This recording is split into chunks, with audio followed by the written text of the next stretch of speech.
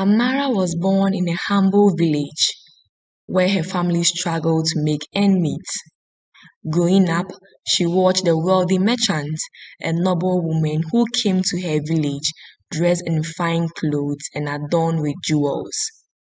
She dreamed of having the same riches, convinced that wealth would bring her happiness and respect. Despite her humble beginnings, Amara was ambitious. She worked tirelessly, taking on odd jobs to save what little she could. But it was never enough. Many villagers mocked her and advised her to be content with what she had. But giving up wasn't an option for Amara. She was determined to escape her humble life and attain wealth, beauty, and power. Though she dreamt big, those around her did not share her vision. Amara would wake up at night thinking of how and when she would also get rich. The thought of it became a burden she could no longer carry. One evening, an old woman noticed Amara's frustration and whispered a secret. This woman knew things, secrets about wealth and beauty that could not be achieved through hard work alone. The old woman told Amara of a place deep in the forbidden forest, a place of great magic. If you seek riches beyond measure and beauty to enchant anyone, go to the heart of the forest, but remember that everything comes with a price.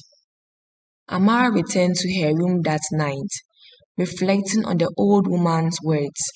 The thought of what lay in the forest gripped her mind, and eventually, the lure of wealth and beauty proved too powerful to ignore. Amara made up her mind to go, believing that her destiny lay within the depths of that forest.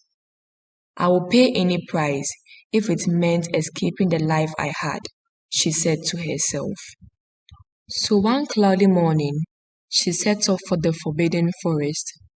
The journey was dangerous, with twisted roots and branches pulling at her, as if the forest itself sought to keep her away. But after hours of wandering, she reached a spot where a sparkling light appeared, and in it stood a ghostly figure. The spirit welcomed her, promising her everything she desired. Amara wished for beauty that would enchant, wealth beyond measure, and power to command. But in return, she must make a covenant, a pact she could never break. The spirit handed Amara a mirror, its glass shining with an unnatural light. This mirror will grant you whatever you want, the spirit said, but remember the do's and don'ts. Every week, you must return to me with a hat as your offering. To keep your beauty, you must taste your own blood, and every night you will dance with us. Fail to fulfill these, and you will face consequences beyond your imagining. Amara agreed, her heart pounding with a mixture of fear and excitement. Soon, her wishes began to come true. Her reflection grew ever more radiant, and her wealth multiplied with each glance into the mirror. People in her village, even those who once mocked her, were now drawn to her, marveling at her beauty and fortune.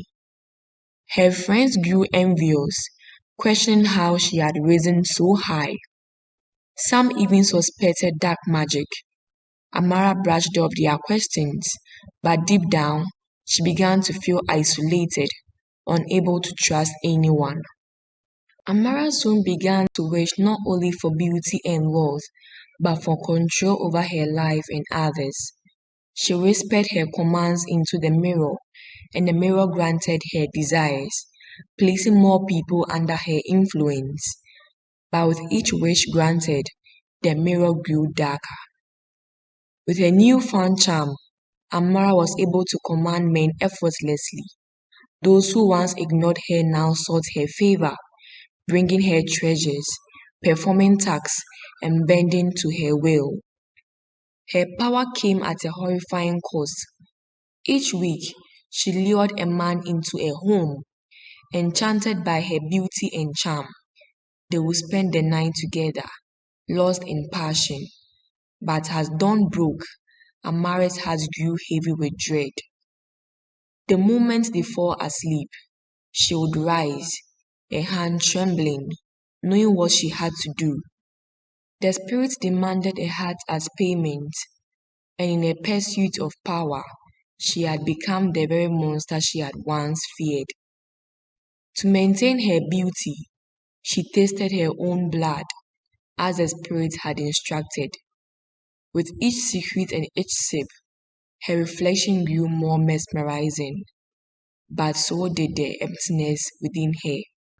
One night, the mirror surface sparkled, and the spirit's voice echoed through her room, requiring her to eat a mysterious meal prepared in the shadows. She consumed the food each bite with fear, and every night before bed, she would dance with ghostly figures.